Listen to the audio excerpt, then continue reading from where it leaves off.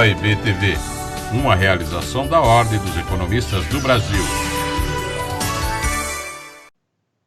Colega economista, prezada telespectadora, prezado telespectador, é um prazer estar com vocês novamente hoje, aqui na TV da Ordem dos Economistas do Brasil.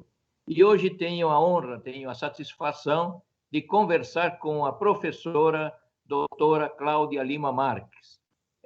A professora Cláudia é titular da Faculdade Federal do Rio Grande do Sul. Olhando o seu currículo Lattes, é extremamente invejável. Mas antes de eu falar do currículo Lattes da professora, agradeço, professora Cláudia, a sua presença aqui na TV da Ordem dos Economistas do Brasil. É um grande prazer estar aqui, uma honra. Muito obrigado, professor Manolo, como todos chamamos, né? Este é um espaço muito agradável para divulgar a ciência e a cultura, vamos dizer, brasileira. Professora Cláudia, eu mandei para os colegas economistas, uns 12 mil colegas economistas, enviei o convite de celebração de posse, da sua posse, na próxima segunda-feira, como diretora na Faculdade de Direito do Rio Grande do Sul. E na hora que eu fui escrever, eu quis fazer uma ligação do por que estamos, a Ordem dos Economistas do Brasil, por que estamos juntos com a senhora nessa celebração de posse. E eu disse, olha, a Ordem dos Economistas do Brasil, através do seu presidente, que sou eu, pertence, faz parte, é vice-presidente do Instituto do Capitalismo Humanista. E foi lá no Instituto do Capitalismo Humanista que tive a honra, o prazer de conhecê-la, professora. E estamos em contínuo convívio, de perto e à distância, né? Porque estamos em São Paulo e a senhora está em Porto Alegre, mas nos reunimos, o Instituto se reúne e o Instituto tem no Conselho, tem a senhora como presidente do Conselho do Capitalismo Humanista, o que muito nos honra. Então, nós, da Ordem dos Economistas do Brasil, estamos junto com a senhora nessa celebração de posse por várias razões. A principal é que a Ordem dos Economistas do Brasil faz parte do capitalismo humanista, do Instituto, e a senhora também. Essa seria já uma razão bastante forte. Mas a outra razão, muito mais forte, a nosso ver, que é o fato de que a senhora é a primeira mulher que assume um cargo tão honroso dentro da Universidade Federal do Rio Grande do Sul nos últimos 120 anos, professora. Isso deve ser um motivo muito grande de orgulho para a senhora e para todos nós. Mas, professora, eu falei já demais. A entrevista é consigo. Conte um pouco da sua trajetória acadêmica até chegar nesse ponto do desafio que pegar uma diretoria de uma faculdade já centenária, né? Mais de 120 anos, né? E tornar essa faculdade um modelo para o Brasil nos campos jurídicos e no mundo jurídico de maneira geral. Conte um pouco da sua trajetória, por favor. Muito obrigado. Eu realmente estudei na Faculdade de Direito da Universidade Federal do Rio Grande do Sul, ali eu me formei, e logo depois fui para a Alemanha, onde fiz mestrado na Universidade de Tübingen, depois um segundo mestrado.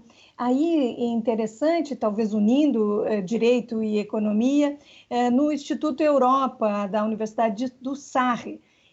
Esses institutos europeus, né, que hoje estão espalhados na época era 1986, 87, então realmente há muito tempo atrás, não, eles queriam frisar que a integração econômica pode ser um grande caminho entre os povos europeus, entre o Mercosul, que inclusive eu estava se formando nessa época, não é inicialmente na amizade Brasil-Argentina, mas logo depois formado o Mercosul. E a ideia era que Direito e economia podem mudar a vida das pessoas, contribuir não só para uma ciência mais viva, para uma mudança na realidade. E aquilo me impregnou. Eu voltei para o Brasil, trabalhei no Ministério da Justiça, numa série de leis, o Código de Defesa do Consumidor, o Estatuto da Criança e Adolescente, não é?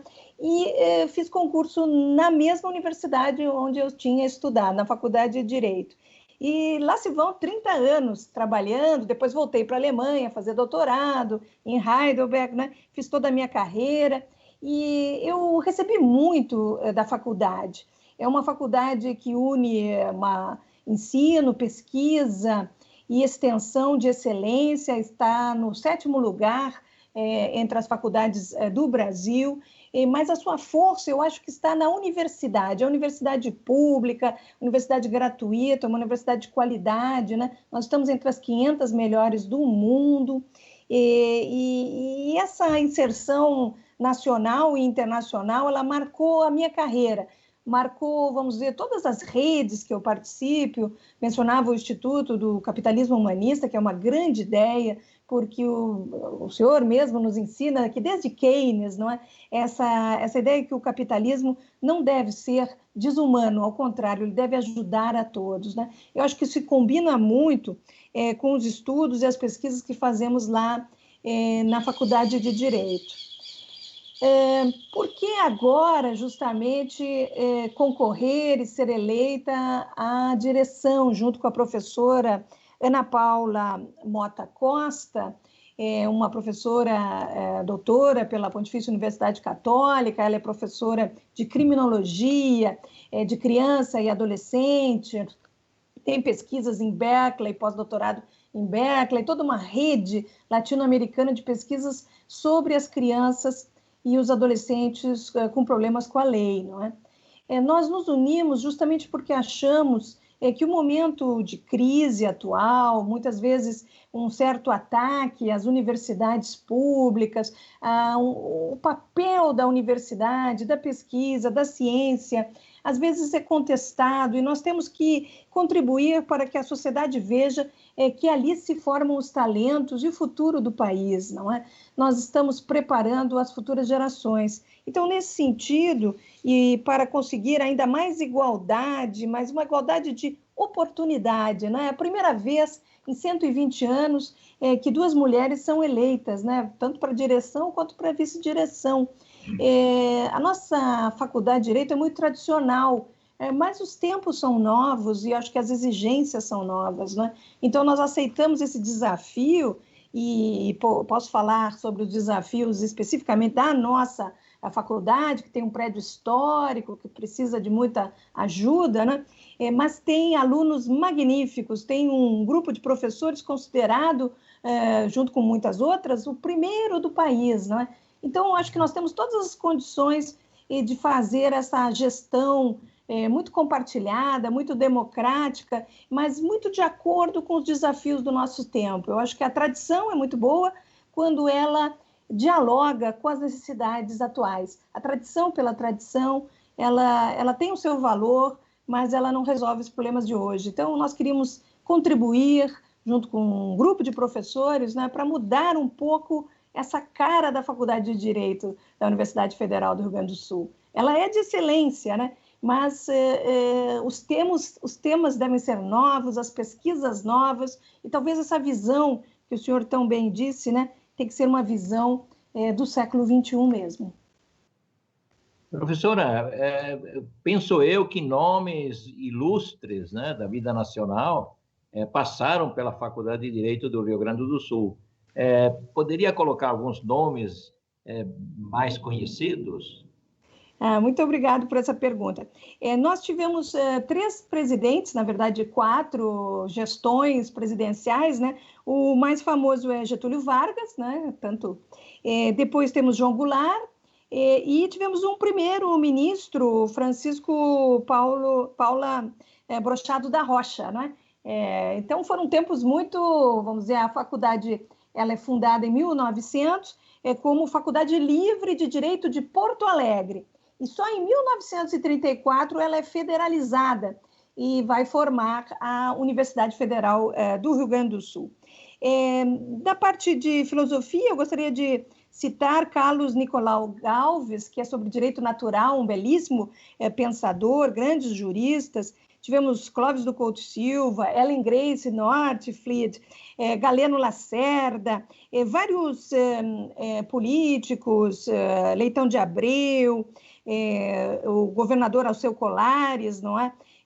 Nelson Jobim, Paulo Brossard, Raimundo Faoro, Rui Cine Lima, não é? Que é um dos nossos mais famosos professores, até o querido professor, recentemente falecido, ministro do STF, Teori Zavascki, né? Uhum. É uma pleiade de nomes fantástica, né, professora? Além dessas questões acadêmicas do ensino, também a senhora estava falando que a faculdade realiza pesquisas. Essas pesquisas relacionadas com os vulneráveis, os mais vulneráveis, são realizadas na faculdade também, professora?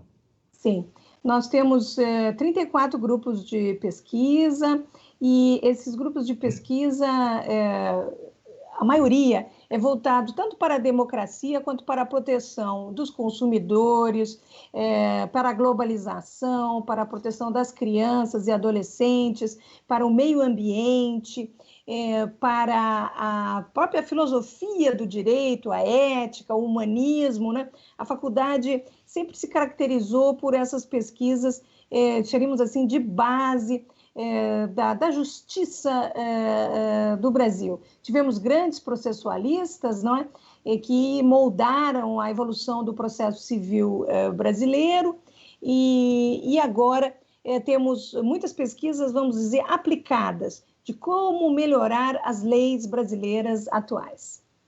Bem, professora, quanto a esse aspecto aí de como melhorar as leis brasileiras, vamos tratar no próximo bloco do PL 3.515, barra 2015, que é um projeto de lei que, a nosso ver, aqui na Ordem dos Economistas do Brasil, é extremamente importante, não só porque, de um lado, procura resgatar a dignidade daquela pessoa extremamente vulnerável, que está super endividada, mas também porque ele tem reflexos extremamente importantes e robustos sobre a demanda de bens de consumo desses mais vulneráveis.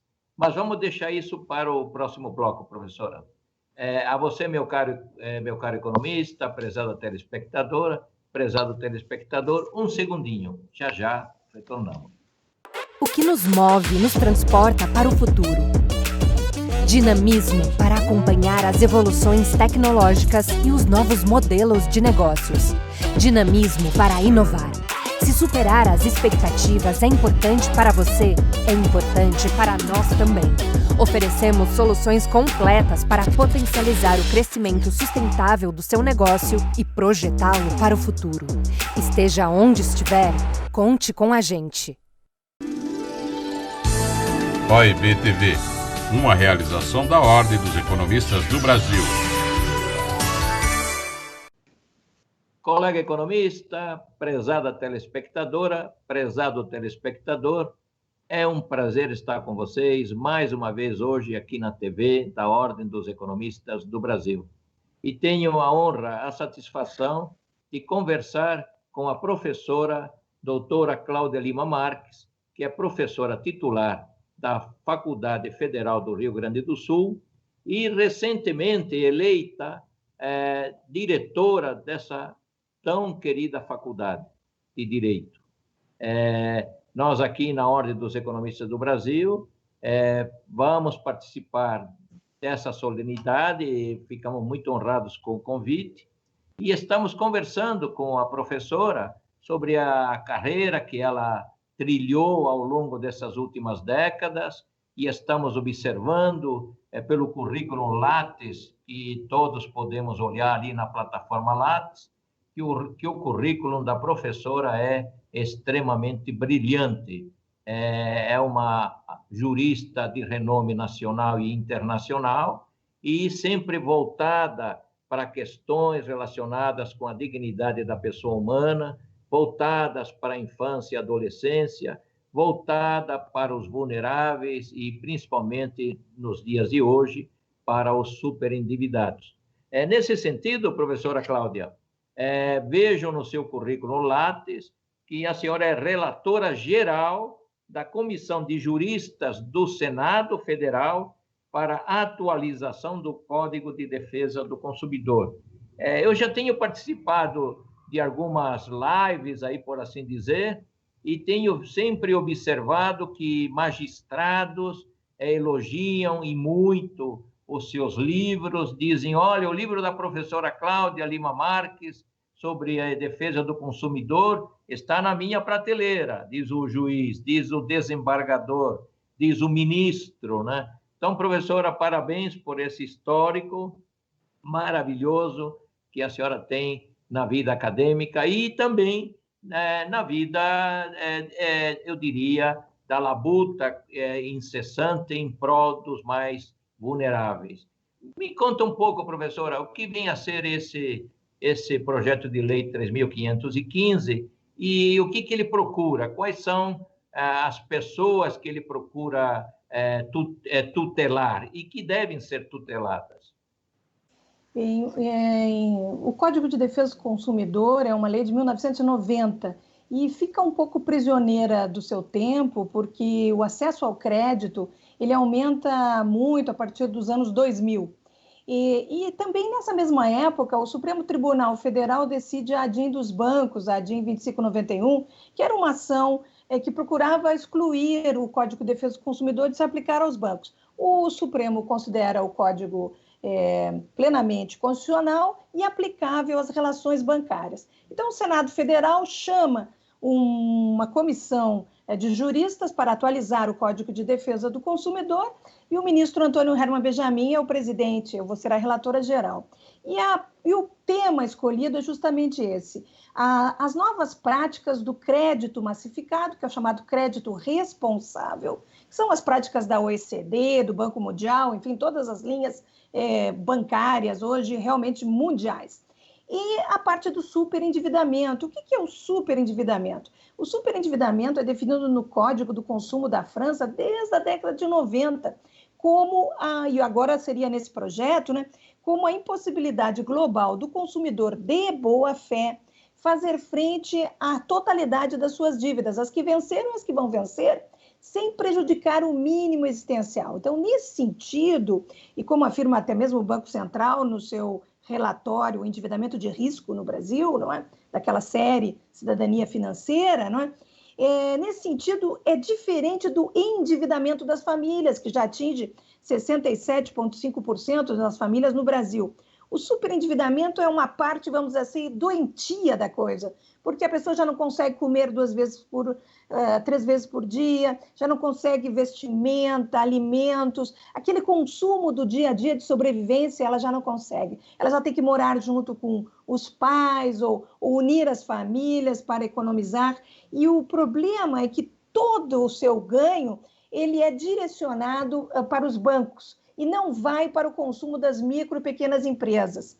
Ou ele para de pagar, ele fica com o nome sujo, ele é excluído da sociedade de consumo, que também é muito ruim. As sociedades de consumo, vamos dizer, desenvolvidas, eu participei do relatório do Banco Mundial de 2012, né, da vice-presidência do Banco Mundial, e esse relatório analisa 54 países, e todos os países de alta renda, desenvolvidos, vamos dizer assim, tinham leis semelhantes. E os países de média ou baixa renda, ou emergentes, como o Brasil, não tinham essa lei, vamos chamar assim, da falência do consumidor. Por que ela é importante? Tem a ver com o empreendedorismo, porque se eu sou empreendedor, vou à falência, aquelas dívidas eu consigo regular, mas as outras que eu fiz para a minha família, para alimentação e vestuário, etc., eu já não consigo regular. Então, eu fico excluído da sociedade de consumo. E será que eu vou empreender de novo? Será que eu vou ter confiança no mercado?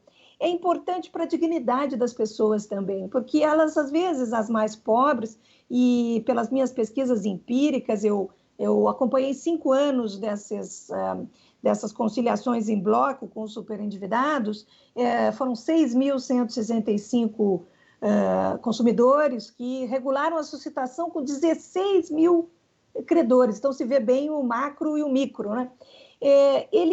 81%, eles ganham de 1 a 3 salários mínimos. Então, o salário e o mínimo existencial está muito próximo. Eles não têm o que barganhar, o que renegociar. É preciso uma intervenção cirúrgica do Estado ali, justamente para que ele possa limpar o nome dele, voltar à sociedade. Não tem perdão de dívidas no 3515, esse projeto que é aprovado por unanimidade no Senado Federal, é o resultado dessa comissão, né? E ele começa um plano de pagamento. É como se ele consolidasse as dívidas em uma conciliação com todos, então ainda é parajudicial, é fora do judiciário, o que é muito positivo para todos, né, para a própria sociedade, porque ali se pode dar descontos, sem dizer se os juros são altos, baixos, se a taxa foi abusiva, não é nenhuma revisão do contrato, o contrário, é um acordo. E esse acordo, então, consolida, limpa o nome, ele começa a pagar, faz um plano de pagamento por 5 anos. Esse é o resumo do projeto de lei, ele é baseado nas melhores lições do direito comparado do mundo, no caso, o modelo francês, né, modelo europeu, que é chamado modelo da reeducação financeira. Por quê? Porque ele paga, é sair daquela cultura da dívida, da exclusão da sociedade, por uma cultura do pagamento. E só se ele estiver de boa fé, se o contrato não foi feito em fraude, qualquer um daqueles credores pode dizer, eu não vou conciliar. E é por isso que há depois um juiz para olhar esses que não conciliaram, né? Olhar esses contratos e verificar, então, qual seria um plano de pagamento obrigatório para essa pessoa. Esse é o resumo do projeto de lei 3515, que é muito importante para o Brasil, e nesse sentido queria agradecer à Ordem dos Economistas do Brasil e ao Instituto do Capitalismo Humanista, que se nós podemos ter o direito comparado, nós não podemos ter essa visão da economia, de como funciona essa roda da economia. E é verdade que nós temos mais de 30 milhões desses excluídos, os superendividados. E tínhamos, né, antes da pandemia. Agora ainda mais, né? Porque as causas, normalmente, do superendividamento é desemprego, redução de renda, temos a metade da população com redução de renda e morte ou doença na família. Mais de 20% das causas, né? É 28%, 26% e 20%. Então, realmente, esses acidentes da vida, como nós chamamos, né? Só os economistas podem calcular qual seria o efeito macroeconômico se esse projeto de lei fosse aprovado pela Câmara dos Deputados. Ele já teve a sua urgência Covid, né, aprovada em 26 de setembro, então ele está, vamos dizer assim, no momento de ser pautado e de ser aprovado pela Câmara de Deputados. E, nesse sentido, ele seria, vamos dizer, a aplicação desse capitalismo humanista, né? Não é perdão, mas é uma nova cultura para a nossa sociedade, uma cultura do pagamento, uma cultura de preservação desse mínimo existencial dos nossos consumidores. Tomara que seja aprovada.